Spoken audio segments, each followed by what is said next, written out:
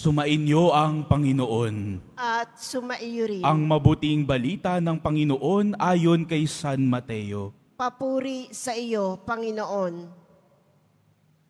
Noong panahong iyon, nagbalik si Jesus sa tabi ng lawa ng Galilea at siya'y umahon sa burol at naupo. Nagdatingan ang napakaraming tao na may dalang mga pilay, bulag, pingkaw, pipi, at marami pang iba. Inilagay nila ang mga may sakit sa harapan ni Jesus at kanyang pinagaling sila. Namangha ang mga tao nang makita nilang nagsasalita na ang mga pipi, gumagaling na ang mga pingkaw, nakakalakad na ang mga pilay, at nakakita na ang mga bulag, at nagpuri sila sa Diyos ng Israel. Tinawag ni Jesus ang kanyang mga alagad at sinabi, "Nahahabag ako sa mga taong ito, sapagkat 3 araw na ngayong kasama ko sila at wala na silang makain.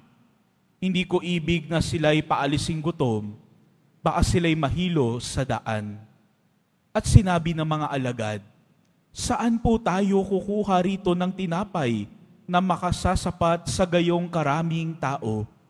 Ilan ang tinapay ninyo riyan?" Tanong ni Jesus sa kanila.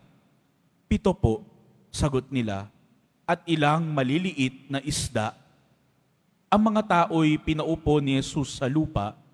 Kinuha niya ang 7 tinapay at ang mga isda at nagpasalamat sa Diyos. Pagkatapos, pinagpira-piraso niya ang mga iyon at ibinigay sa mga alagad para ipamahagi sa mga tao.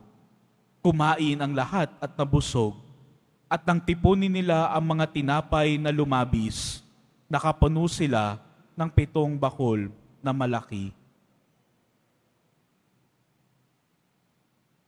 Ang mabuting balita ng Panginoon. Pinupuri ka namin, Panginoong Hesukristo.